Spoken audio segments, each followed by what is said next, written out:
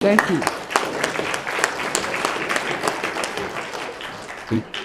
All right, before we get started with the main part of the meeting, we have a real treat here. About a week and a half ago, those of us on the board of the Stowe Conservation Trust heard about a documentary video that had been created by a local student on the establishment of the Marble Hill Conservation Area in the 1960s.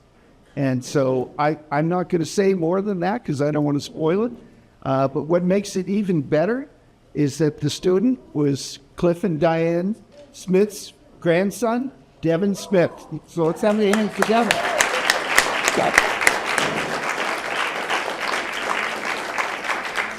Yeah. Hi. Thank you for having me. This is really a special thing to do. So I just created this video because I've hiked the land all pretty much since I was born. I've been in Stowe my whole life, and I really love it. I really love all the conservation lands around.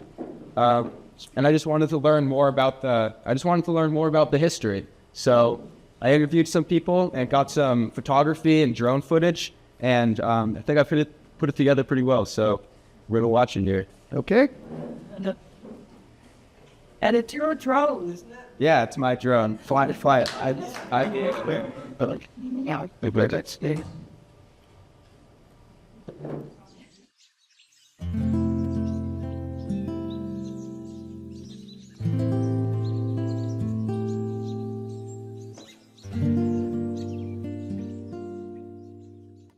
Marble Hill, located off Great Road and Harvard Road in Stowe, is a beautiful walking trail, place for exercise, and a wildlife lookout where people have found peace within the woods.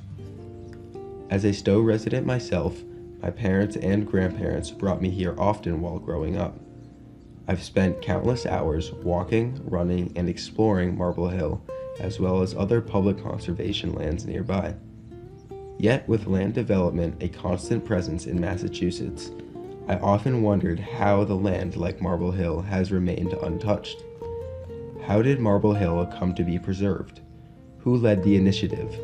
To answer that, we need to look back at the 1960s, when the conservation movement in Stowe was just beginning. In 1966, Stowe was a much more rural community than it is today. When I moved to Stowe, it was still very much a rural community. This was in 1966. And there were less than 2,000 people in the town. I remember Franny Warren and his town clerk kept a tabulation of the number of people. So it was still very much a rural community. And that began when Route 495 went through that change, and digital equipment was spending so rapidly in Maynard. That changed pretty dramatically. The town began to be developed a lot, and we began to lose some of the really beautiful, pristine places in town. This was true. Just 9 years earlier, in 1957, construction had begun on Route 495, which quickly funneled people and technology into the more rural parts of central Massachusetts. As more people moved in, development followed, and suburban neighborhoods started popping up all around. From 1960 to 1970, Stowe's population surged by 55%, from 2,573 to nearly 4,000 residents, an increase that mirrored the broader trend in the state. Across central Massachusetts, vast tracts of natural land were being replaced with residential development and roads, with little thought given to conservation.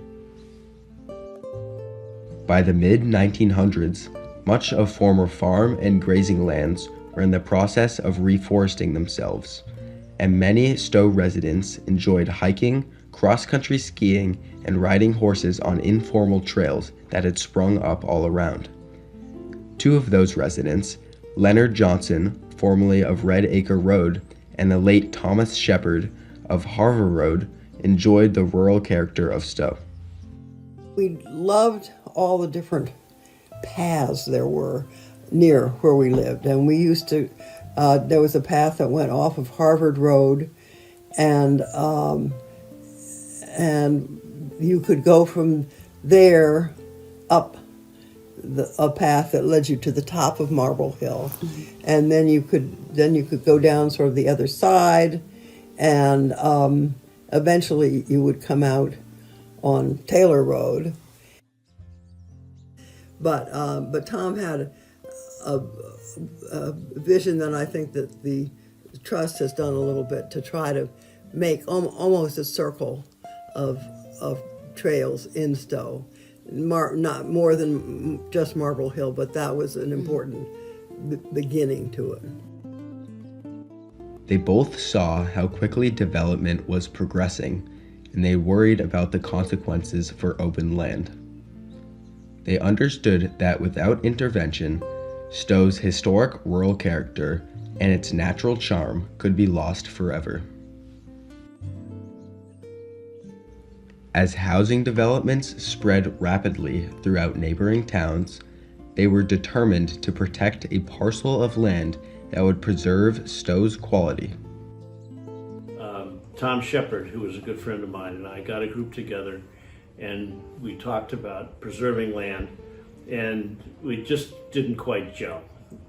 So Tom and I decided that if we're going to start this whole enterprise going, we needed to act ourselves. So we agreed that if some project came up and the two of us could buy it, we'd buy it. The hunt for the perfect piece of land began, and after searching around the town, Johnson and Shepard found what they were looking for: a large, undeveloped parcel of over 100 acres owned by Bill Peck, located between Great Road, Harvard Road, and Taylor Road. This land had once been used for grazing farm animals, as evidenced by the stone walls that still lie on the property, but it had since become a forest of white pines and hemlocks. With its natural beauty and close proximity to the town center, the land was ideal for conservation. I think it was probably Herb Potter who would have known that we were interested in that, and he knew Bill Peck.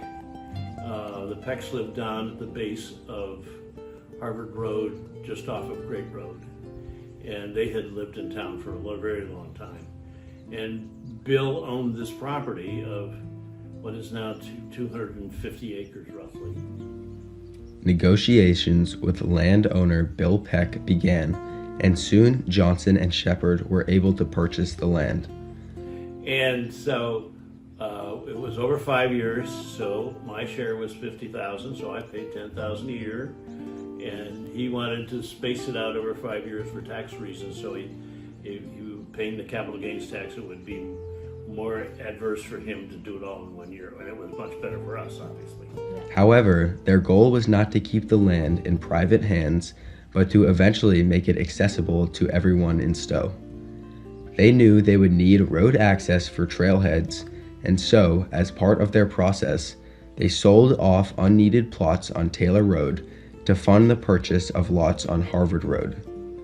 These new lots would provide ample trailhead parking and road access to Marble Hill. Once the land had been prepared for public access, they made an offer to the town of Stowe. Remarkably, instead of seeking profit, Johnson and Shepard proposed selling the land to the town for exactly what they had paid, $160,000 in total, which covered the original purchase from Peck, as well as the additional lots. The town voted unanimously in May of 1975 to authorize the Conservation Commission, with the approval of Stowe's selectmen, to purchase the 185-acre property. The town raised the necessary funds by issuing municipal bonds to be paid off over 20 years and sought reimbursement from the state and federal government for at least half of the cost. This purchase also included 72 acres of land owned by the heirs of Charles E.D. Fletcher, bought for $50,400, which further expanded the town's protected open space. some initial purchases by some individuals brought people to recognize how important it was to preserve open space, to preserve the character of the town. And that's what this is really all about, preserving the character of the town. The town's overall goal was to increase Stowe's percentage of open space from just 5%, about 600 acres, to 15 to 20%, ensuring that future development would not erase the town's natural beauty and rural character. After the purchase, Marble Hill was transformed into a public space that reflected the town's commitment to conservation and recreation. Over the years, Stowe has added various features such as a parkour active trail named the Head Life Course in memory of a former Stowe resident. As they hike, visitors can engage in physical exercises at the different stations. Today, the hill is a beloved destination for families and friends who enjoy outdoor walks together. Visitors can hike to the peak, which reaches a maximum of 347 feet, or navigate to the broken down cars near the back of the property. The length of the hiking trail that runs through the property is about 3.4 miles round trip, and winds through mature oak, maple, hemlock, and white pine trees. There are 4 different trails, including the green, white, red, and yellow, which are clearly marked. With its well-maintained paths and manageable terrain, Marble Hill offers an escape from the busy hum of daily life. As I walk these trails today, I think about the foresight and legwork that went into securing this land. The great effort that Leonard Johnson and Thomas Shepard made to conserve Marble Hill has ensured that future generations will continue to enjoy this special place.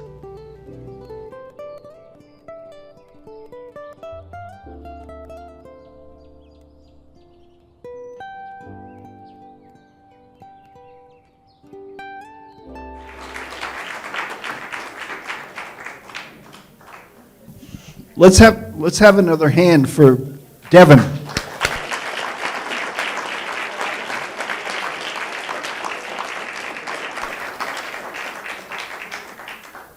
And so that was a great story. Land conservation is filled with great stories, with interesting landowners and people that get involved and make a personal commitment to achieving something that is lasting. And not just lasting, but more important, more significant, more benefits flowing from it every day. And that will be the case as the land around us gets further developed. That land that was set aside only becomes more significant. Jeff Ritterson approached me about would I be interested or willing to speak to the land trust.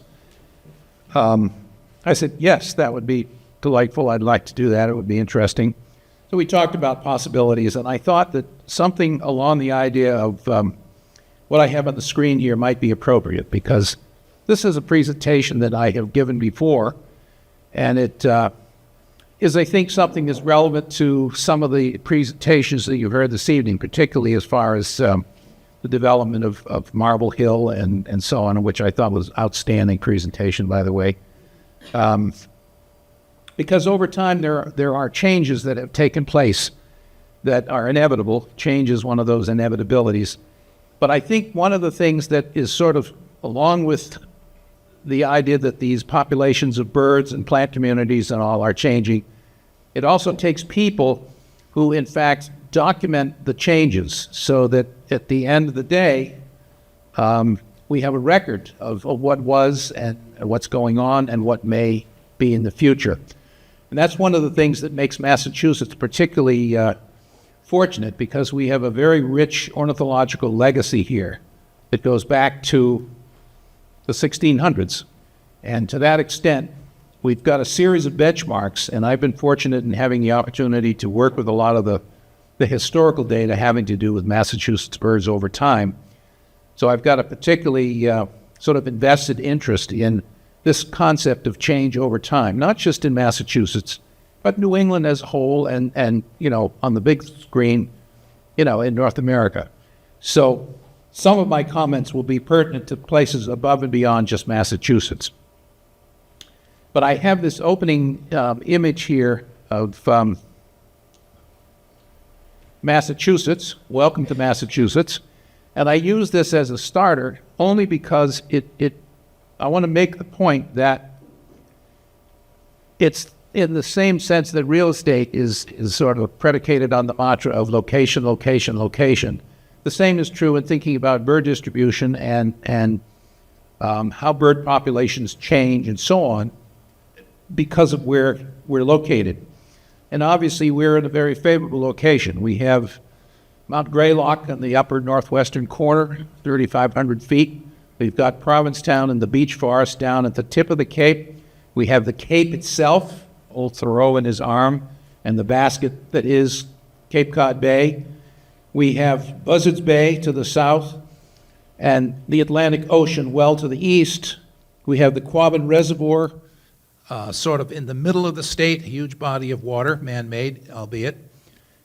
And we have the highlands and the middle part of the country, the Connecticut River Valley, Essex County, which has long been a rich area for bird investigations, as has Cape Cod. So we're favorably located, plus we have the islands of Martha's Vineyard and Nantucket, each of which has unique both floral and faunal elements.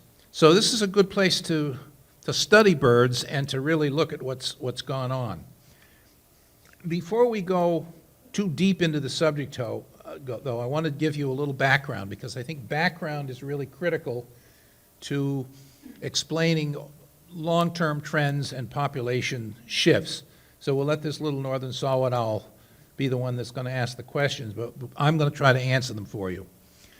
When the Pilgrims got here in the 1620s, the landscape was very different in appearance to what it is today, not only in Massachusetts and New England, but throughout much of North America over time. It was changed substantially. For any of you that have ever had a chance to visit the Harvard Forest, at the Foster Museum in Petersham, or is it Petersham or is it in, it is Petersham, yeah. They have a wonderful series of dioramas that basically take you from practically the point when the Pilgrims arrived right up until practically now. And they're half the size of this screen, each one, and you can walk around and see them with little figures of this, that, and the other thing, and so on. So this is not an old-growth forest in the sense that it was a real picture. This is a picture of one of those dioramas, but I think it hopefully gives you some idea of how realistic they are, so that if you look at the placards that follow around the large room where all of these dioramas are located, you can get a pretty good sense in a thumbnail of some of what I'm going to be talking about. But they also have a wonderful paperback book that describes image by image what's going on in more detail. And I think for any of you that are interested in the history of land and how land has changed, the Harvard Forest has long been a leader in sort of documenting that material. And these dioramas that you'll see, I'm going to use several of these just to make the points here, are sort of critical to sort of an understanding of this history, really from about the point in time when the Pilgrims arrived to right up to now. When the Pilgrims did arrive, we have every reason to believe that, in fact, old-growth forest, which is now a revered and scarce commodity throughout most of North America, was the primary vegetation type. And accordingly, it's interesting to track what sorts of species and species changes in abundance relatively and specifically have taken place over that time. The bobcat, well, the bobcat is back, shall we say. It's never really left, but they certainly are becoming more common, because one of the realities of the forests in this part of the world is they are regrowing. They have regrown through several generations of change. But if you're something that likes big trees and extensive forests, birds, animals like bobcats and birds like the pileated woodpecker that we saw pictured earlier, the barred owl, and the eastern goshawk, the American goshawk on the right here, these are birds that are really in many areas of the state relatively uncommon, but becoming more common, with the exception probably of the goshawk. So it's interesting to think about what was as opposed to what is and how what is came to be. One of the first things that happened when the Pilgrims arrived in Plymouth and on the Cape in Eastham and so on is they gradually began to clear the trees. They needed the trees for shipbuilding, they needed the trees for dwellings, they needed the trees to make any number of things out of wood, and they needed to clear the land so they could begin to start small farms and so on before we went to the sort of full-scale, full-bore agriculture that we think of today. So if we sort of do a fast forward from the original shots, this is what the landscape began to look like sometime, in the 1700s. Let's say that was a profile with more and more trees being taken down and more land opened up.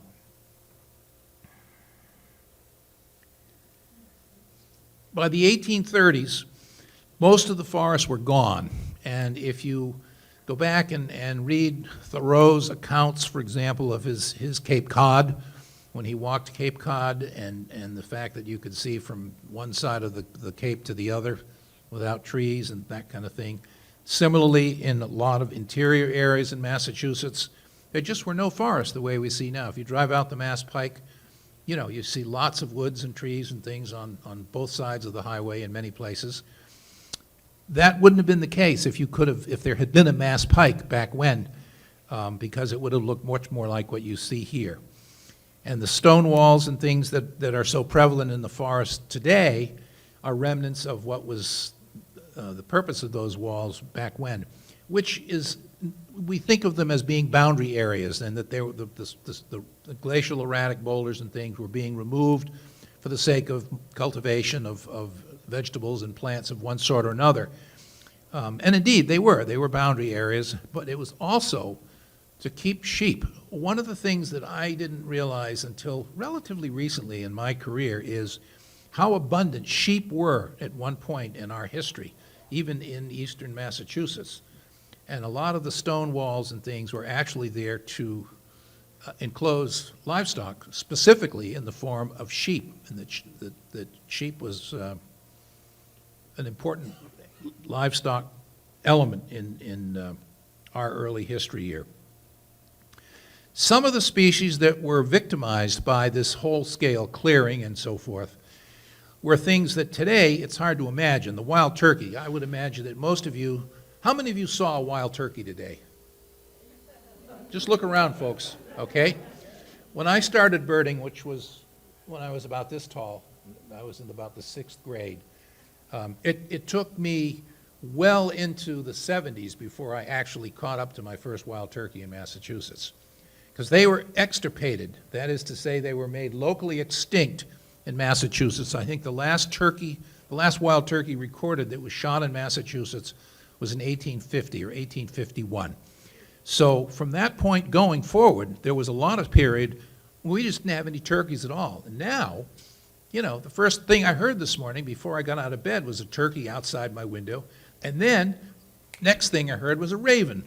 And I live in Hingham, in a senior community where, there's 12 to 1,300 people living scattered around on the landscape. Wild turkeys and common ravens, hello, that's pretty sweet. But these guys were completely gone by the middle of the 1800s because they were perceived either as vermin, in the case of ravens, or because turkeys just didn't like a completely open landscape that was created in addition to the fact that they were good to eat.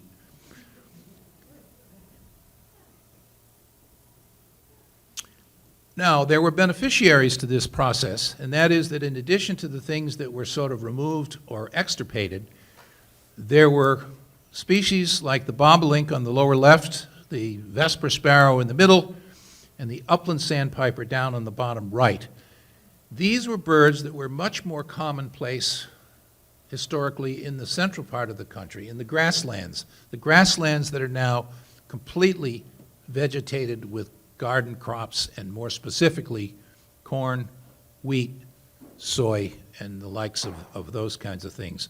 Bobolinks, vesper sparrows, and upland sandpipers, Today, every single pair of upland sandpipers that nests in Massachusetts is nesting in an airport. And that's because we simply do not have enough grasslands to support the kinds of numbers of those birds and some of these others that were here during that period of gradual and extensive clearing that was ideal. We were creating perfect habitat for some of these kinds of birds. Now, there were winners and losers in these things. The brown-headed cowbird is an interesting bird. This is one that we can look at it and think, is this a villain or an opportunist? The brown-headed cowbird is what we call a brood parasite, which means that it doesn't build a nest of its own. Cowbirds nest exclusively by dropping their eggs, the females, in the nests of other birds that serve as hosts and upbringing their offspring. So if you think about it, cowbirds were originally perhaps more appropriately called buffalo birds, and when we had literally hundreds of thousands, millions of bison moving over the central part of the country, they were followed by cowbirds because they were taking advantage of the insects that the cowbirds were stirring up in the course of their foraging, and they were constantly moving. So if the cowbirds didn't want to spend a whole lot of time in one place because the next morning their breakfast source may be on the way. So they took advantage of the fact that brood parasitism worked for them, and there are lots of other bird species around the globe that are brood parasites, but in our country it's primarily two species of cowbirds that sort of fit that role. But the bottom line is they were extremely successful as opportunists. They did very well. And in many areas, now that we have a fragmented landscape and we have power line cuts and things, cowbirds are still making out pretty well, and they're still parasitizing lots of breeding songbirds and things in our section. But go back to that opening slide. When we look at the old growth forest, there were hardly any cowbirds in the east here at all, and that's the reason what happened. Well, eventually, this process of clearing and then gradual land abandonment followed, an inevitability. As the machine era began to open up possibilities and there was industry, lots of people were moving into cities, lots of people were moving west, and they were abandoning these farms, many of which were subsistence farms in the earliest years, and then gradually grew into these slightly larger sorts of things, including sheep farms. And eventually, with that land abandonment, what inevitably happens when you cut down trees or modify a habitat in a significant way, there's going to be something that comes back, but it's not going to come back usually in its pure state. It's going to have to go through a series of successional changes, and the landscape over time will take on different characters. So one of the things that happened with this land abandonment was the succession of, in many areas, red cedar, white pine, gray birches, black cherry. These were all classic pioneer species that began to move in once the land no longer was constantly turned over or grazed or cut or whatever. And there were beneficiaries here too, in the same way that the bobolinks and the upland sandpipers and vesper sparrow took advantage of the really major clear cutting that took place. Once we get into this successional change, where we have these sort of shrubland communities, birds like the eastern towhee up in the upper left there, the prairie warbler, the lower left, and the brown thrasher on the right. These were species that then, 20, 50, 100 years later became much more common than they were that many years back, again, because of what was happening to the landscape on a major scale. Eventually, we got to the point where it was no longer shrubland habitat, but it was actually the return of forests. In other words, this is when we began to see white pine beginning to grow up in plantation level thickness and density and height and so forth. And white pine was king. And in fact, white pine is still king in many areas in southern New England and certainly in the Appalachians and all. But it was so valuable a tree that it was cut for and propagated over and over again. And during that period of time, animals like white-tailed deer, now here again, is this a villain at this point or is it an opportunist? because obviously deer, we have too many deer in Massachusetts at this point, and we've lost most of our alpha predators, the top dogs, shall we say, that were responsible for keeping their populations under control. So that's another one of these situations where we have a turning over of the guard, so to speak, with different animals and different wildlife taking over. And, there were birds that accompanied all this kind of thing as well. But by the time the 20th century came along, I'm fast forwarding through a lot of this successional stuff, but I think you can kind of get the sense of where I'm going with this. There were some things that were really very different. Once abundant waterfowl, ducks of all sorts, like these eider ducks, shorebirds, these are red knots and dowitchers and things. These were birds that were mercifully persecuted and hunted. In many cases, they were shot for market, for sport, and for all sorts of reasons that were, dare I say, frivolous. But the bottom line is it was a big deal, and it ultimately led to an increasing sort of concern for their well-being, and conservation began to be something that was a word that people actually understood, knew something about. So that while the feather trade was still a going concern in the late 1700s and then on into the 1800s, this is when women, I hate to point the finger, but I'm just saying, they were, in fact, the principal beneficiaries of this particular type of egregious slaughter of birds for fashion, for the millinery trade. And in some cases, it meant whole terns were mounted on people's hats. In some cases, it was just the back plumes of like great egrets and snow egrets and things. A lot of these long-legged wading birds that were abundant in some of these colonial situations in the Deep South and beyond. And this wasn't just happening in the United States. It was happening in South America. It was happening in Asia, because fashion was on both sides of the ocean and the millinery trade was a flourishing industry. And if we get into the economics of that, it's the amount of money that was made and lost in that industry was significant. This is Harriet Hemingway, and as a long-standing employee of Mass Audubon, my former colleagues, Jeff and our esteemed president over here, she was one of the founding mothers of Mass Audubon. She was a Boston blue-blooded Brahmin. She was of a wealthy class, and she had wealthy relatives, and she had lots of wealthy friends.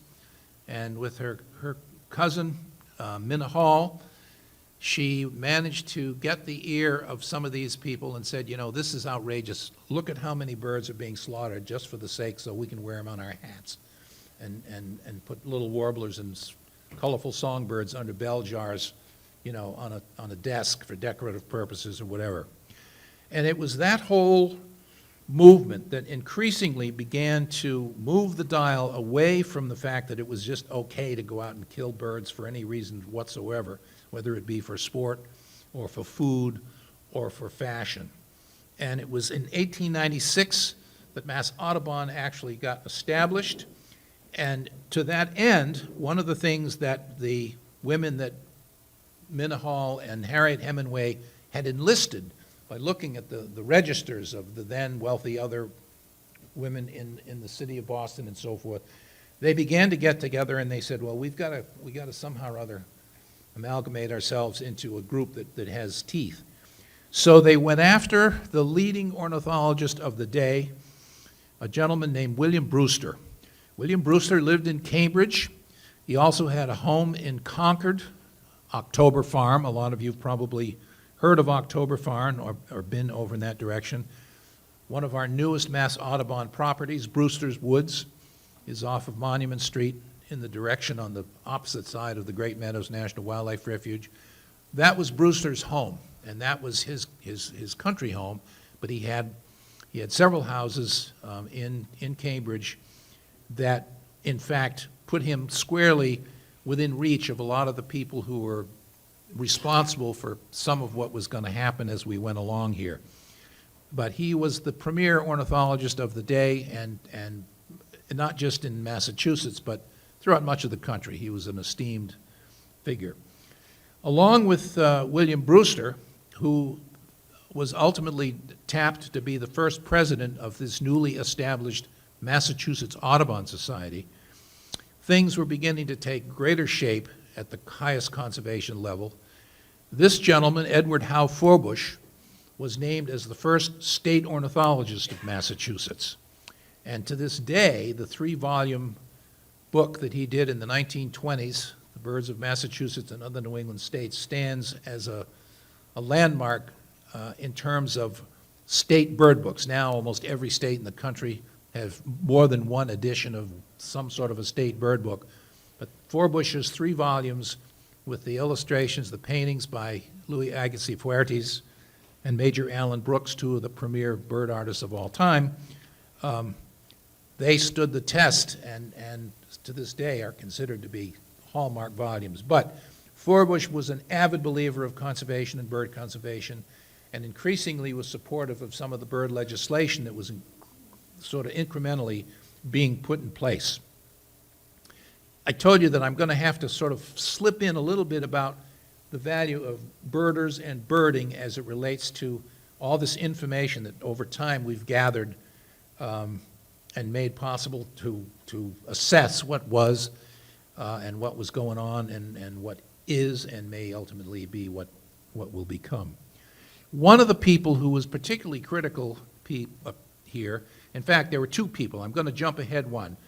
This is Roger Torrey Petersen. Roger Torrey Petersen, I wish I could say he was my uncle or my father or something, but he's not. He was Swedish. He spelled his name with an O at the end. I'm Danish, and I spelled mine with an E. But those are very small differences. In any case, in 1934, Petersen wrote and illustrated what was to become the Birder's Bible going forward. It was the first real solid field guide that it made it possible for people to identify birds without shooting them or collecting them the way had been done for prime time before that. Back to Ludlow Griscom. Ludlow Griscom was an ornithologist who grew up in New York. He was first affiliated with the American Museum of Natural History, but in 1929 he came to Harvard and spent the rest of his career in Cambridge and in Massachusetts and left us in 1959.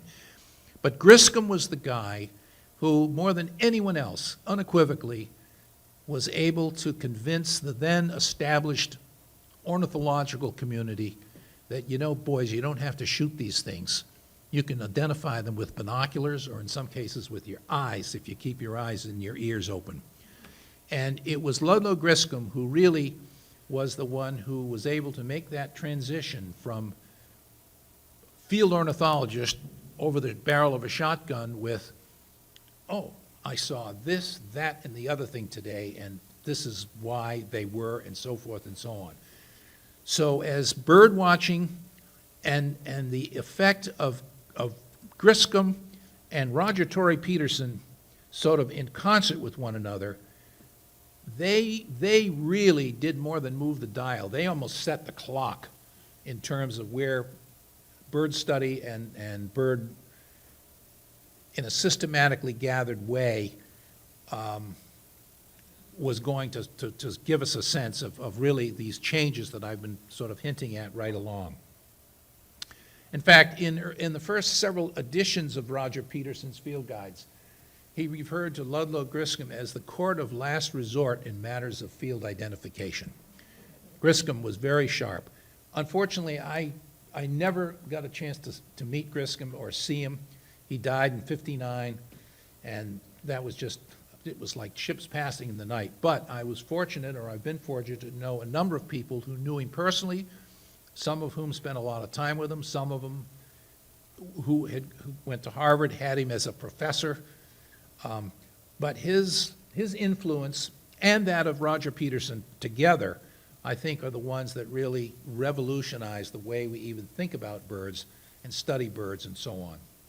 But there were a lot of other things that were going on in addition to the development of field guides and the fact that you didn't have to shoot birds and that there was protective bird legislation increasingly being passed that were protecting birds. World War I and World War II were fairly seminal events as it related to how it affected how Americans, basically, well, actually, Europeans as well, and folks from Asia as well. All the people that were involved in these great wars were somehow or other preoccupied with natural history efforts that had been sort of put aside for the purposes of killing each other, rather than studying insects, plants, birds, mammals, reptiles, amphibians, the whole schmeal. In any case, during these war years, not just World War II, but World War I as well, a lot of people were occupied with the war effort, so that the interest that they may have had in natural history, which was growing in the 1800s particularly, was having to sort of be sidebarred. Many birding areas were off limits. You couldn't even go to the coast or places like Cape Cod and all, because if you were seen there carrying binoculars, you could have been part of the enemy and so forth. Gas rationing and transportation were big issues. Now, you can go to Mount Greylock for the day if you want to, or you can go to Provincetown for the day. You can go to Plum Island in a half day. I mean, there's all kinds of things that you can do that people do all the time nowadays, when these first 3 bullets or so are no longer quite the issue that they were. Optics were hard to obtain during the war years, but after the war, suddenly there was a glut of optics. There's all these binoculars and all these Army surplus stores. I can remember going as a kid, getting all this stuff, this old cast-off military gear. It was cheap and it was fun to have it, and grenade pants and all that stuff. But that included, for in many cases, things like old binoculars and that kind of thing. So those were some of the things that were sort of, in effect, influencing what was happening here. But as the war years sort of were in the rearview mirror, increasingly a lot of these returning troops were anxious to get back to the birding interests, or it could have been botanical interests or insects or whatever, now that they had more time on their hands and they weren't involved or as engaged with the war. Similarly, there were some more guides that were beginning to challenge Roger Peterson's 1934 Field Guide to the Birds and its subsequent editions, books by Richard Poe, Olin Sewell Pettengill, Chandler Robbins. These were all giants. When I was a kid, these were the names, whoa, to hear one of these guys speak or see a slide presentation by somebody like Sewell Pettengill, these were just incredible. I can remember seeing pictures of penguins and all in the Falkland Islands that Pettengill had taken. Pettengill was one of the guys that first developed the concept of bird finding guides. Books, pamphlets, brochures that would tell you where to go if you were not familiar with an area, what kind of places to look, how to get there. Now, bird finding guides are, you can go online and you can probably get yourself to almost any place that you want to go to see birds and so on. There was a rise in bird club popularity. Bird clubs began to really flourish. Groups like the Brookline Bird Club, the Forbush Bird Club, the South Shore Bird Club, and there's probably a dozen bird clubs in Massachusetts that are spotted around the state, depending on where you live. And these are groups of people that you people are interested in land protection and land conservation. The people that belong to a lot of these bird clubs may also belong to this group, and some of the people in this group probably also belong to one or more bird clubs, because that's the way of people in a sense. But there was a huge amount of information that was being sort of passed around as a result of these gatherings. Mass Audubon used to run bus trips. A lot of you will be surprised to learn that when I first started birding, Mass Audubon's headquarters was on Newbury Street in Boston. And on Newbury Street, they had bus trips, often every other weekend or something, where you'd sign up and they'd have people like Ludlow Griscom and other prominent birders from Massachusetts who had a lot of experience leading these bus trips, the Plum Island or the South Shore or the Berkshires or whatever. And this was the way increasingly people were beginning to get completely cranked up about birds. And with the bus trips, there were also things like the campouts. I can remember going out and when I was in the 60s, and I was helping out with the Berkshire Valley campout. And for several years, as Bob mentioned, I worked at Wellfleet Bay Sanctuary in the 60s. There used to be a Cape Cod bird campout every fall. My parents would drive me down. They'd stay in the Pilgrim Motel in Eastham, and then I would be at the Chatham's Wayside Inn where the meetings were held and the lectures and things. And then they'd have a boat trip on one day. The next day they'd go to Nauset Beach or to Monomoy or someplace. It was fabulous. I mean, I was like a kid in a candy store.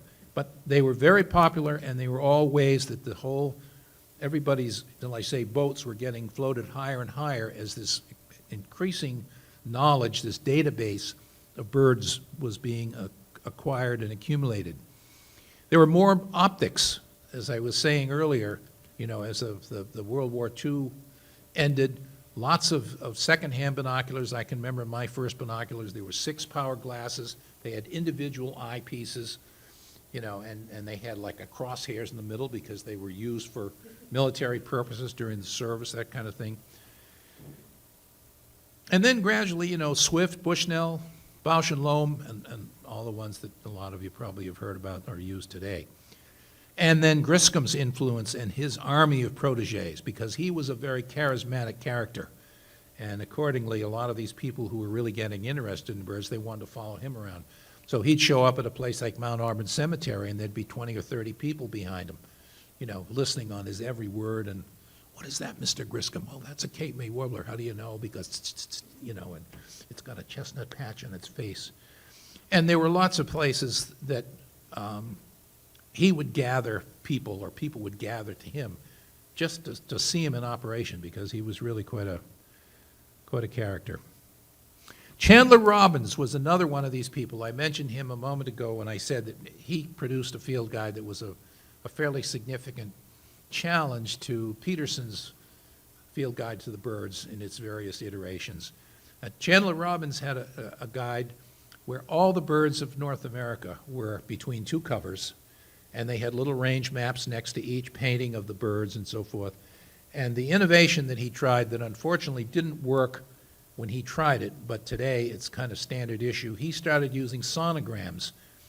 In other words, electronic registrations of what a bird's song looks like if you have a parabolic reflector and a microphone and it registers, so that a good musician can look at a sheet of music and know pretty much how the music sounds. And somebody who's really good at reading sonograms can look at a sonogram and can pretty much tell not only what bird it is, but what it would sound like. Unfortunately, he was just a little too ahead of much of the game at that point. But a lot of the field guides now, are using sonograms as a standard way of indicating what bird songs look like, literally look like. Well, one other thing I want to say here. Well, just hold the name Chandler Robbins, and we'll come back to that in a couple of minutes. I'll move on. Bird record keeping and birding journals, as I have hinted right from the very beginning when I said, one of the things about Massachusetts is we have this huge, long-running record of people that have studied birds and recorded their observations and so on and so forth. And these are just some of the examples. Mass Audubon had this Voice of Audubon. How many of you remember or know what I'm talking about when I say Voice of Audubon? Okay, some of you are too young.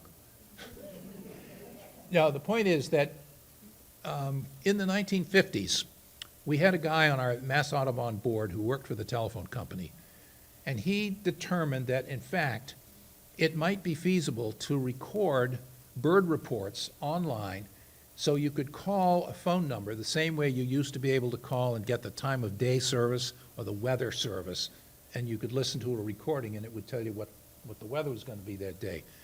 Well, that same phenomenon lingered for many years, and I was one of the Voice of Audubons for many years, and my colleague Simon Perkins and I did this on the passing of Ruth Emery.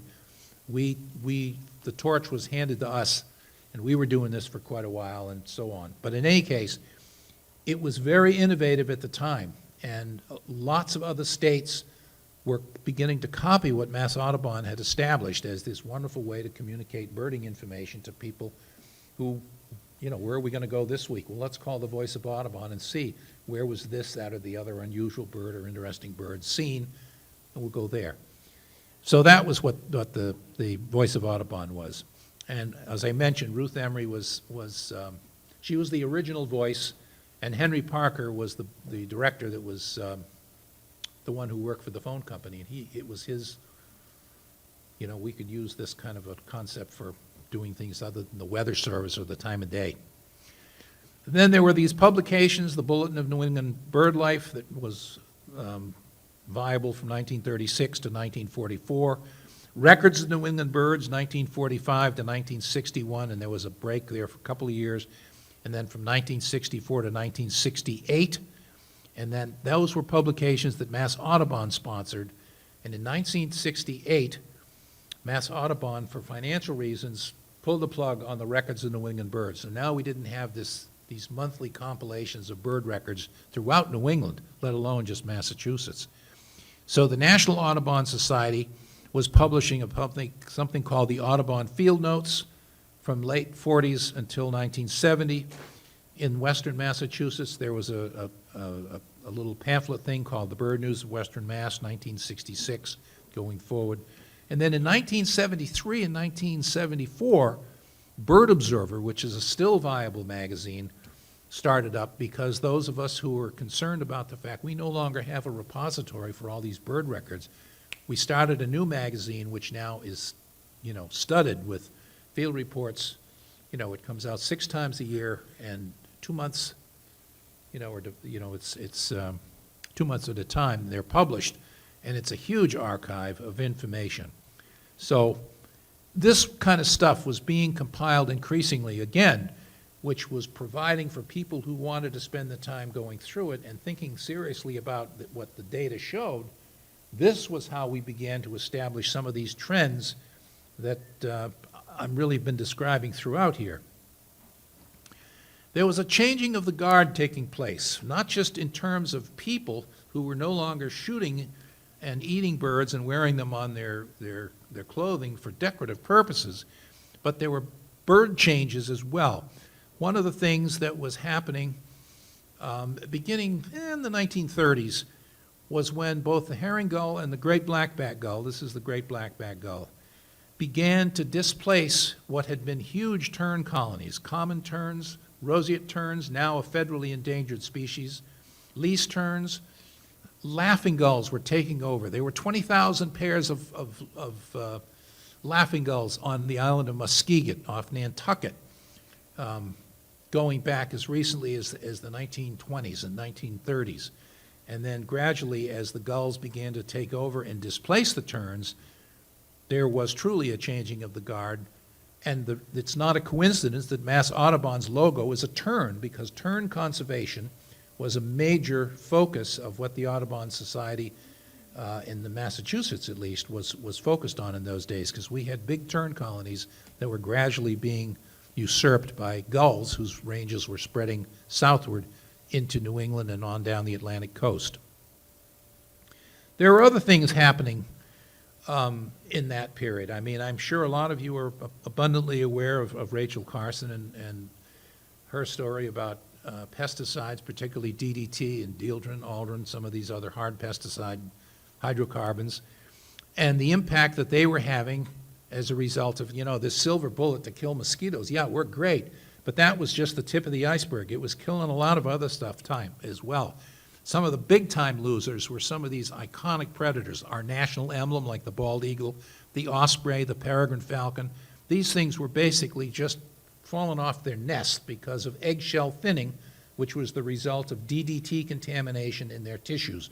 A lot of these are fish-eating birds or birds like the peregrine that fed on other birds, many of which were concentrating DDT in ways that were preventing those birds from laying eggs with eggshells that were thick enough to support the weight of the bird. In extreme cases, they were laying eggs without any shells on them at all. And Massachusetts is one of the places where this was first really recognized, particularly for things like peregrine falcons. So, while it might have been a silver bullet to kill mosquitoes, it was killing all kinds of other things as well, as contaminating wetlands and fish and so forth. So what had been at one time wetlands, not only were they being contaminated by chemicals and pesticides and things, but everybody just, you take a shopping cart, let's just push it into the marsh. Oh, we got cans and bottles, dump them out. Wetlands were getting really trashed at this point. I mean, it was just unbelievable. Now, hold this thought, because again, I'm going to come full circle on this, and you're going to see something quite remarkable. But when that tradition was sort of in vogue, a lot of wetland birds were obviously getting into trouble as well. Birds like the sora, which is a little wetland rail, the American bittern here, the thunder pumper. In the spring, you hear these things in the marsh, and you have no idea what they are. Those are bitterns. Well, these are both birds now that are quite scarce. And at the same time that was happening, that the wetlands were being contaminated, this was also the time when Smokey the Bear came into vogue. Everybody, only you can prevent forest fires. And there were Smokey the Bear signs everywhere. There were fire towers being built, and the first little sign of smoke, let's stamp it out, put it out. Native Americans were burning fires deliberately from time immemorial. They realized that fire wasn't all bad, but in fact was something that was very restorative to forests and all sorts of communities if burning was done in a way that wasn't just allowed to go nuts. And we became overzealous, and we were beginning to get into situations where, we were destroying a lot of vegetation that really didn't need to be destroyed on the one hand, and on the other hand, it might have been a good thing. So, for example, if you look at Cape Cod, pine oak is now taking over the Cape. Remember when I told you about Thoreau, however? When he walked Cape Cod, he could see from the bay to the ocean, basically, because there just were no trees at all. The Cape had been completely clear-cut, and, fire and all sorts of other things. But once they decided that, we're going to start letting things grow back, it did start growing back. Now we're into the wonderful world of prescribed burning, where we, with all sorts of permits and caveats and fire department support and so forth, we're deliberately burning areas to bring them back to some of these stages that were, disrupted or were sort of unnaturally created as a result of development and all these things. So, again, these are all things that were providing changes. And some of the casualties of succession, in other words, during that period when there were these shrublands and all, once those shrublands were wiped out, things like northern harriers up in the upper left here, the little grasshopper sparrow in the lower left, the shorted owl. Shorted owls are gone. They phased out at Tuckernuck and Nantucket several years ago. We have no shorted owls nesting anywhere in Massachusetts at this point. They're here in the winter and during migration, and there are places not too far away where you can go and still see shorted owls nesting. Harriers and grasshopper sparrows, again, these are all state-listed species. That means that the Massachusetts Natural Heritage and Endangered Species Program, administered by Mass Wildlife, has listed these in ways that are comparable to the federal listing, endangered, threatened, special concern, and so on. But they're only listed in Massachusetts. But they're listed in Massachusetts because of what's happened to the environment through some of the things that I've been describing here. Interestingly enough, in 2009, the Department of Interior, the U.S. Feds, they produced a report called The State of the Birds. And the State of the Birds was like a report card for how are birds really doing in this country. And as it suggested here, it was a comprehensive summary synthesizing the conservation status, threats, and recovery objectives for every major North American bird group. It included detailed focus on selected species, and the report drew on primary North American avian data sets. For example, the BBS, that's Breeding Bird Survey, the CBC, that's the Christmas bird count, the Waterfowl Breeding Population and Habitat Survey, that's a federal waterfowl monitoring program. Now, remember I said, remember the name Chandler Robbins. Chandler Robbins was the guy who first initiated the Breeding Bird Survey. It's a roadside census that's conducted one day out of the year, the height of the breeding season, with very precise guidelines. You have to get up so that you can start at exactly half an hour before sunrise. You have to make 50 stops over a 24.5-mile auto route. You have to drive exactly half a mile, stop, listen for 3 minutes, listen and record everything you see, get back in your car, another half mile, and do this 50 times. That data, that roadside gathered data that Chandler Robbins started in the mid-1960s is still the most singularly valuable data set we have in terms of trying to figure out what's going on with birds. Now, not all birds. It doesn't take into account night birds. It doesn't take into account wetland birds, but it can certainly sample roadside birds. And roadside birds give you a pretty good slice at a lot of different populations of what's going on. So that's where Chan Robbins. Also, some of you probably have heard about breeding bird atlases. This is where you sort of use a grid overlaying a map of a region, let's say the Commonwealth of Massachusetts, and then you get volunteers to sample and survey over a 5-year period a block. And you do this with enough different people and enough different levels of effort, and you eventually can get to the point where, like on a piece of graph paper, you could color in all the ones. Okay, black-capped chickadee was recorded in all these blocks. Hairy woodpecker was recorded in these blocks. Piping plover was only recorded in these blocks out on the coast, etc. That was another of Chandler Robbins' brilliant ideas. He was the first one to really establish a statewide breeding atlas in the state of Maryland.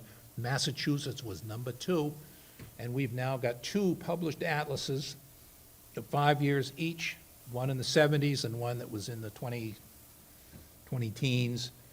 And those are wonderfully comparative looks at the breeding bird distribution, so that in addition to what's going on with the breeding bird survey and what these roadside surveys are showing us and the compilation of all this data, and this is happening all over the country, by the way, we also have the Christmas bird count, which was started in 1900 by Frank Chapman at the American Museum of Natural History. Instead of going out and shooting as many birds as you could see on Christmas Day, which used to be what was called a side hunt, you have 2 teams, go out, let's kill everything that we can shoot, bring it in, who gets the most wins.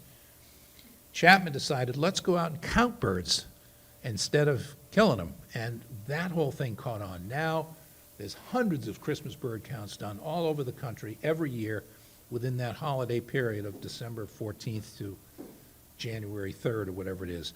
So that's where we got Christmas bird count data, we got breeding bird survey data, we have breeding bird atlas data, and then we have all this stuff that the waterfowl people are keeping track of and so forth.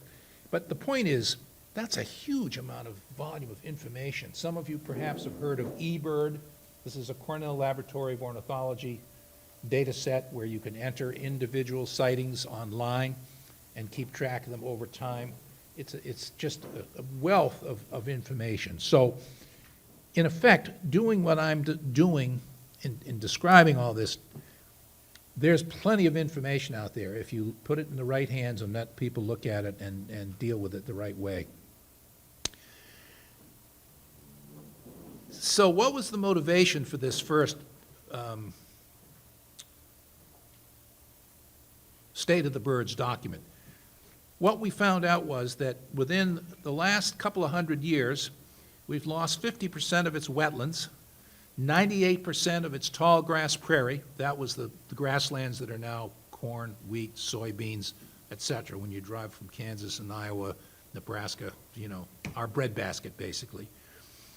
Virtually all the virgin forest, that's the old growth that I was talking about, east of the Rockies is completely gone. In addition, out of approximately 800 species, some of this data, a couple of these data sets are a little bit off because I pulled some of this from several years ago. 4 have become extinct, 10 possibly extinct, 67 currently listed as endangered or threatened, and 187 species are of high conservation concern. This was the motivation for creating this avian report card. In other words, this I'll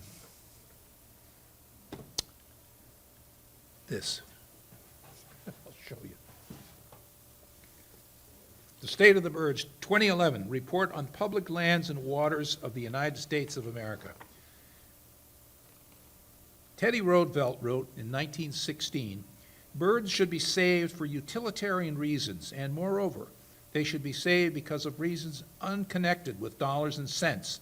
The extermination of the passenger pigeon meant that mankind was just so much poorer, and to lose the chance to see frigate birds soaring in circles above the storm, or a file of pelicans winging their way homeward across the crimson afterglow of the sunset, or a myriad of terns flashing in the bright light of midday as they hover in a shifting maze above the beach, why, the loss is like the loss of a gallery of the masterpieces of the artists of old time.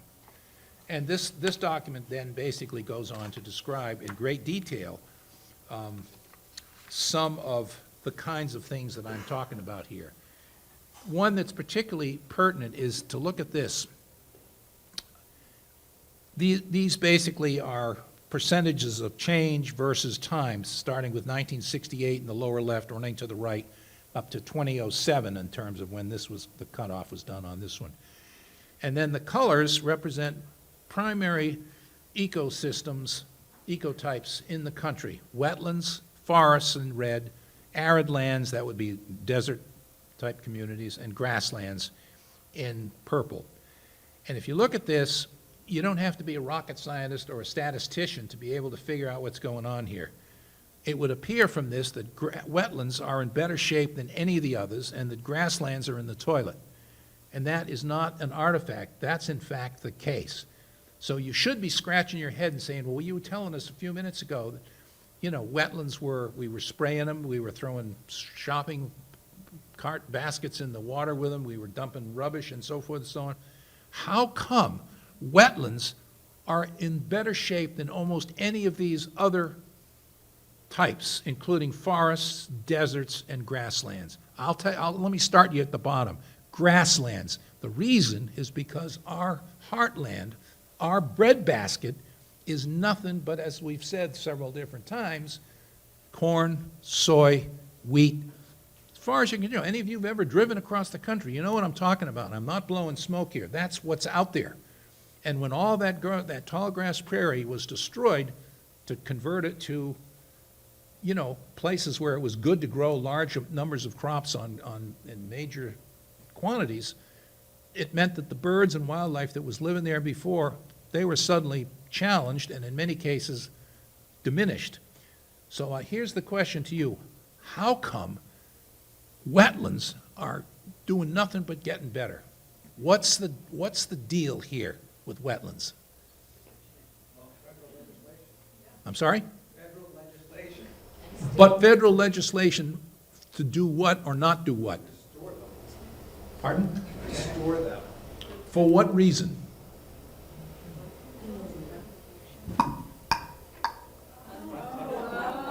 Ducks Unlimited. Ducks Unlimited has been one of the primary wetland preservation entities in this country. Whether you're somebody who likes hunting or not, Ducks Unlimited has done as much to protect wetlands and waterfowl, and it's unbelievable. And sportsmen have been paying their dues. We bird watchers, I say we're cheap. People complain about the fact that they have to get a duck stamp if they want to save $5 to go down Plum Island, for example. The duck stamp and the sale of duck stamps was single-handedly responsible for the acquisition of Parker River National Wildlife Refuge, that's Plum Island, Monomoy National Wildlife Refuge on the Cape, two of the most stunning refuges, certainly in New England, if not on the East Coast. And that was because of the funds that hunters were because they were supporting this through the sale of duck stamps, but also they were willing to contribute to their pleasure. So we've created these wonderful wetlands now that are protecting ducks and all kinds of other things. But unfortunately, at the same time, our grassland birds are really in big trouble. And if you start looking species by species at some of the birds that are really tanking, a lot of them are in these other communities of, forest birds. Jeff Ritterson has been working on wood thrushes. Wood thrushes are not really flourishing these days, nor are a lot of other forest birds, depending upon how the forests are being managed and maintained and so forth. And the deserts, you know, they do all sorts of things to deserts. And then the grasslands are the ones that are in the toughest shape right now. This is why, if you pay attention to the bird conservation articles and literature and so forth and so on, grassland birds, that's what we're talking about here. And the reasons are the way grasslands are maintained, even on the home front here. Mass Audubon has a program called the Bobolink Project. Jeff can explain it to you, where it's actually aimed at guiding farmers in terms of where and when it's appropriate to cut hay seasonally to avoid disrupting the grassland birds that are trying to breed there, particularly bobolinks, because it turns out that the bobolinks will respond if you do it in the right cycle. But if you just do it to get as much hay off the land as possible, bye-bye bobolinks. And it has nothing to do with what happens to them when they go to Argentina for the winter and Bolivia. A lot of the problem is right here on the home front. But it's also in the places they spend the winter. So that's another story. But in any case, I wanted to just have you think about this. I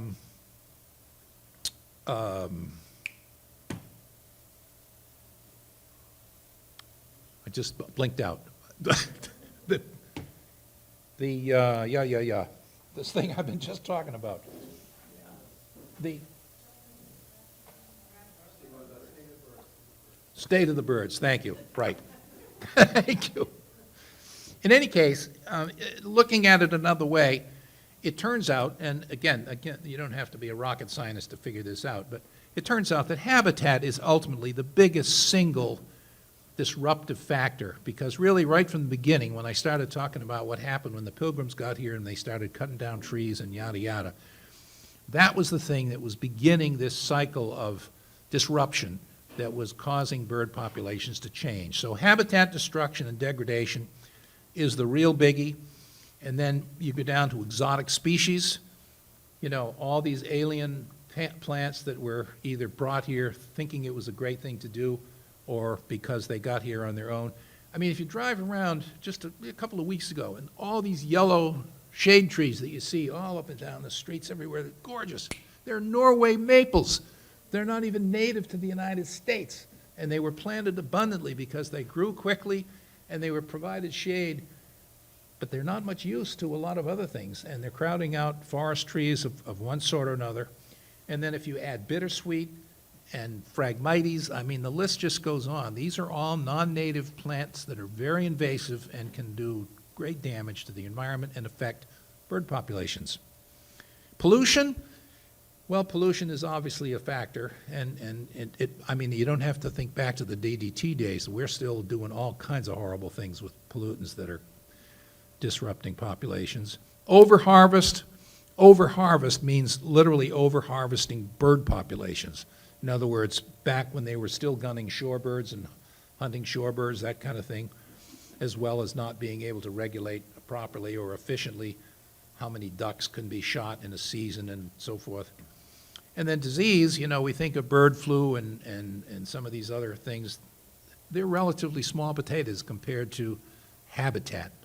And this brings us back to the Stowe Land Trust and your efforts, Bob, and what Mass Audubon has been vigorously doing for many years, and what a lot of you probably are supporting other land conservation groups. That's really, really key, because if you don't have a place to live, doesn't matter what kind of organism you are, you're in trouble.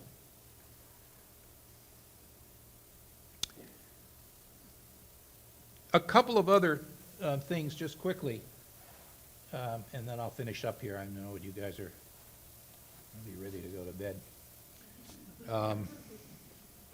I was at a memorial service on the Cape in Orleans this morning, on the Cape. So I've had a pretty long day myself.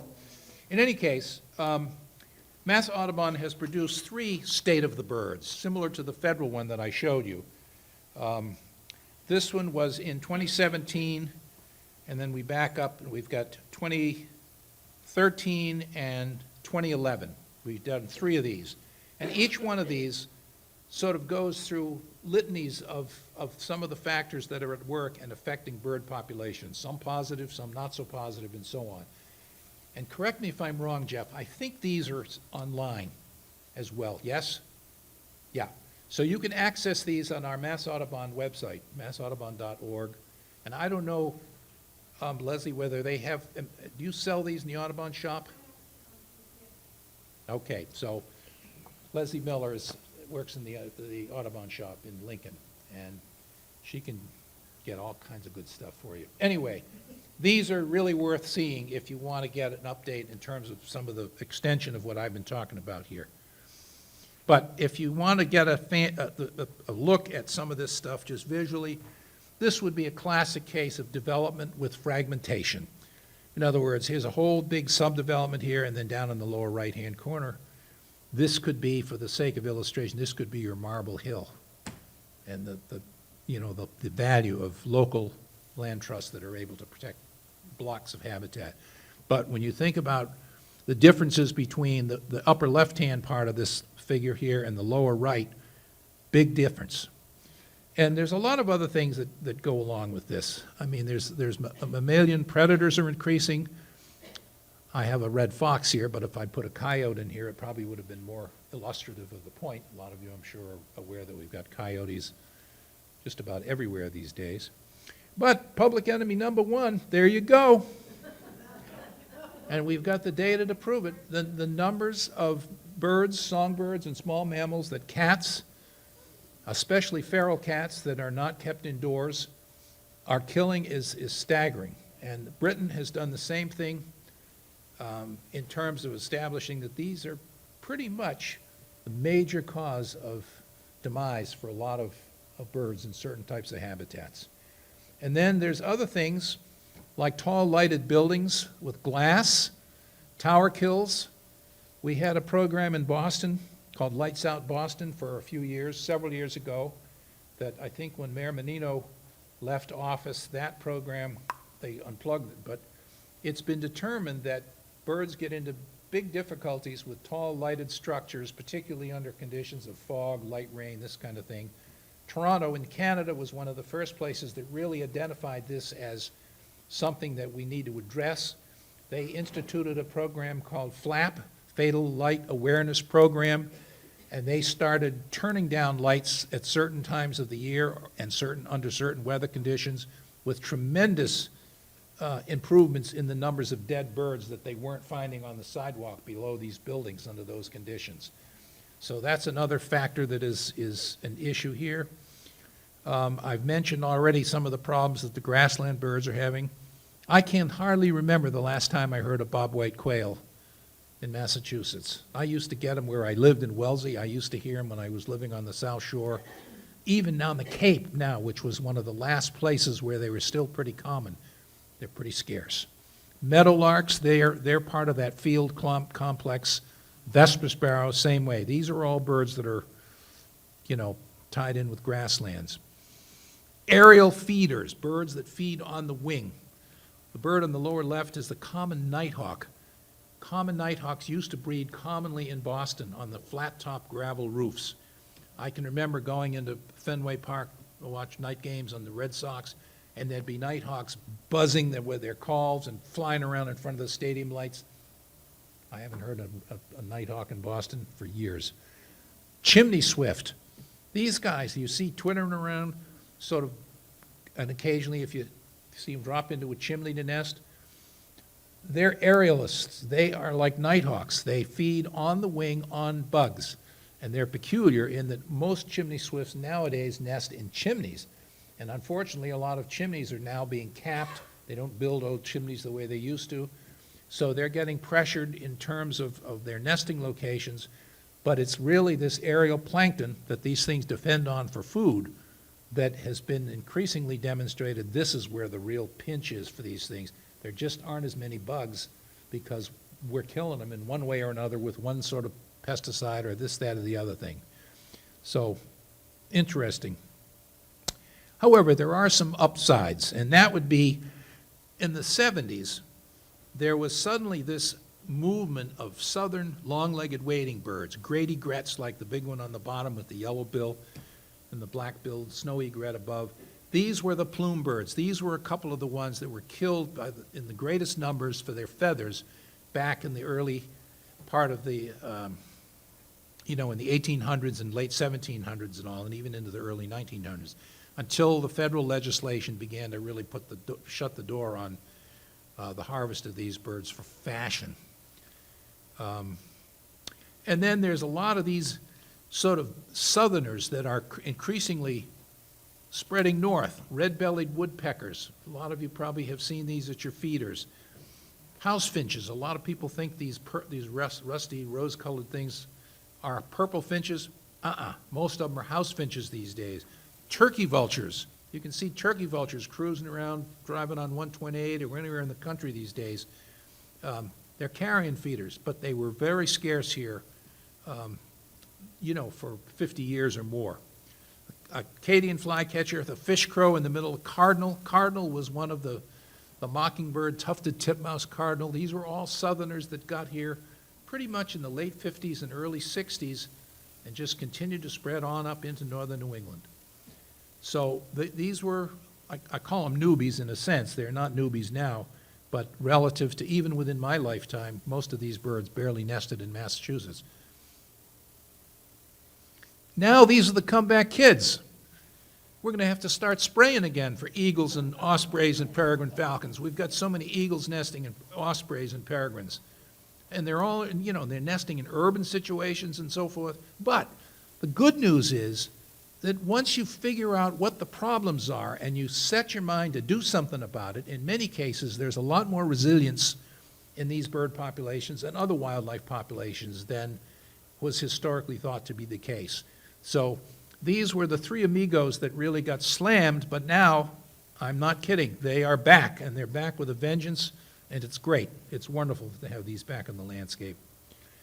So if you look at the 20th Century Ledger, these are all publications that basically addressed what the status of birds or how many bird species had been recorded in the Commonwealth.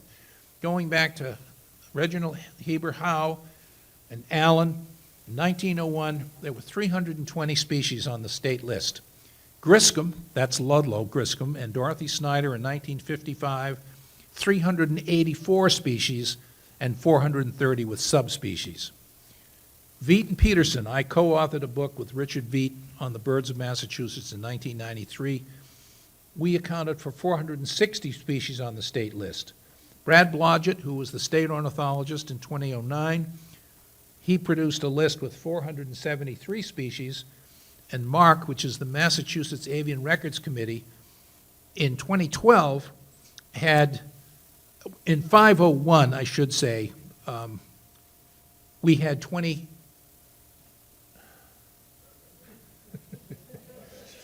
I've got some numbers in here that are transposed. The fact of the matter is the MARC list, the Mass Avian Records Committee list now, is about 510, 512.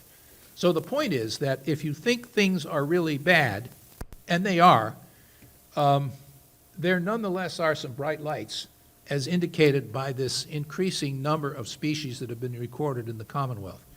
And this includes birds that increasingly are moving into the state as breeding birds as well. It's not just single occurrences. So, where does Massachusetts stand today? 27 bird species are listed in the state. That means state listed, endangered, threatened, special concern. The piping plover and the roseate tern are also on the federal endangered species list. The roseate tern is federally endangered. The piping plover is threatened in Massachusetts. There are inland populations of piping plovers on the Great Lakes that are endangered.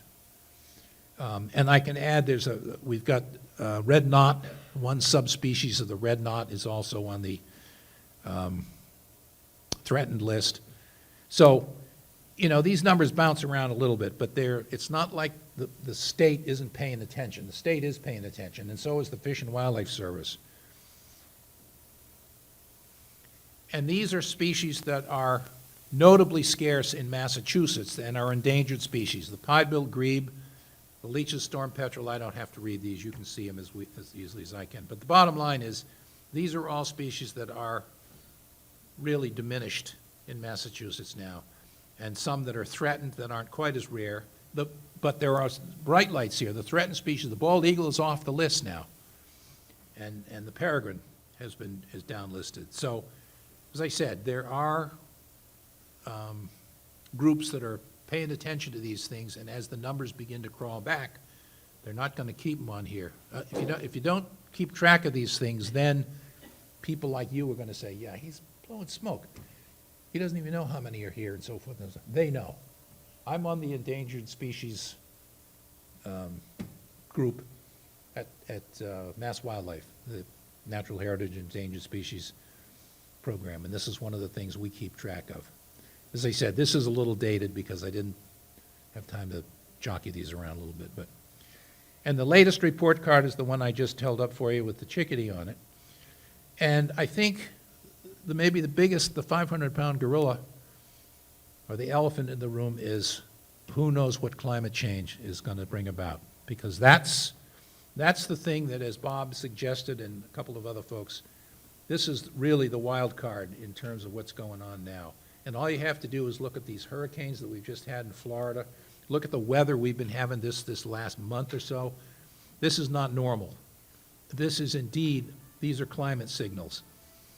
And there's clearly ways that you can use birds to look at this. Notable increase in both the distribution and abundance of species that have expanded their breeding range northward in the last 50 years. That would have been things like the cardinal, the red-bellied woodpecker, the turkey vultures, all of those. Northern species are declining in abundance as breeders in the state. Birds like olive-sided flycatcher, Swainson's thrush, and several other northern breeders are moving north, or they're moving upslope on places like Mount Greylock. They used to be found down lower, but as the temperature and the forest composition is changing, they're moving. Resident species are increasing in abundance at a faster rate than species that are either long or short distance migrants. So permanent residents, things that don't migrate very far or don't migrate at all, they're doing okay. But the long distance migrants, they're getting into trouble for a variety of reasons, many of which are problems that they're running into on their wintering grounds. If they leave the country, all bets are off. It's a roll of the dice in terms of what's going to happen when a wood thrush gets back to Belize. Is the forest going to be where it was when it was there the previous year? Are all these warblers and things? What about these big hurricanes? These guys, those two big hurricanes that we had, Milty and the other one, they were right in the wheelhouse of fall migration. So, these birds, you can mail them to the West Coast for the cost of a postage stamp. You can put them in an envelope. They're not very big. So they can get really slammed if they run into adverse weather on the magnitude of some of these storms that we've had.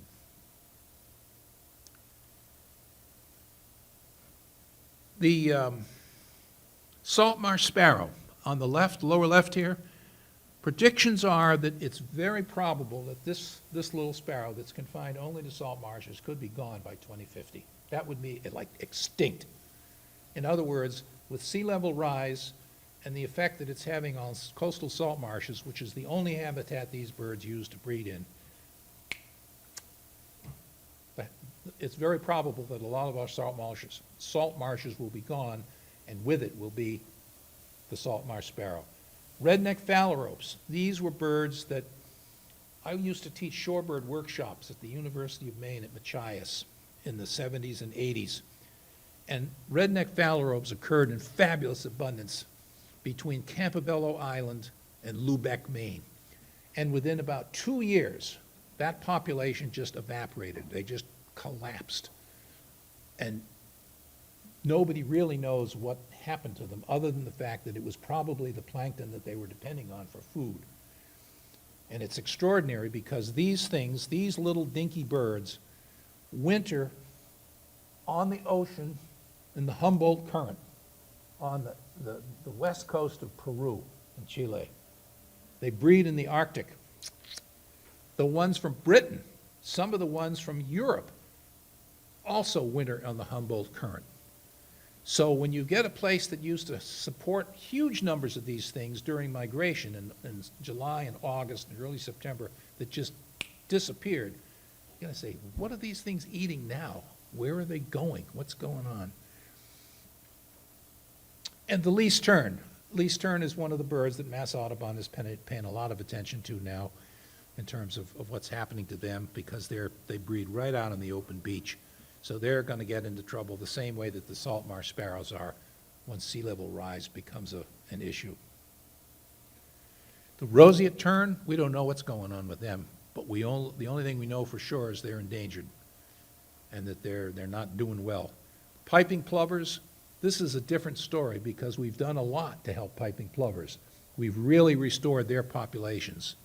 And Massachusetts is sort of home to more piping plovers than any place else on the East Coast.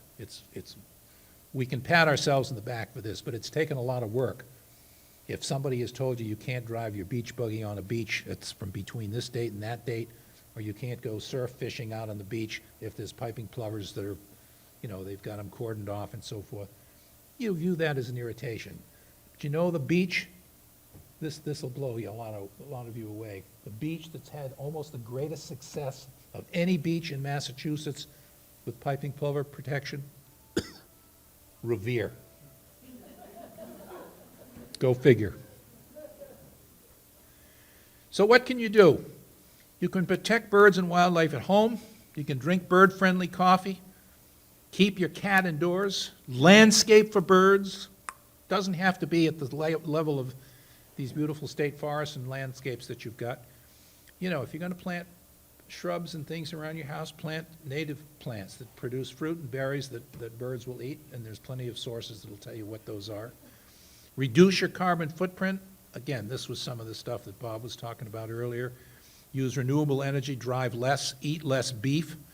Use your voice, advocate for birds, support local land trusts. Yes, yes, yes. And help meet global emissions targets. For example, support state efforts to follow the Paris Agreement. And finally, in the words of none other than Jonathan Franzen, may we forever have birds in our world. It's not just what they do for the environment, it's what they do for our souls. 1918, Jonathan Franzen. Thank you very much.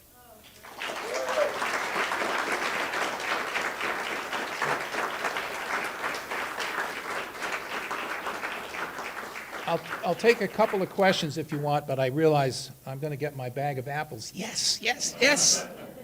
Thank you, Bob. All right.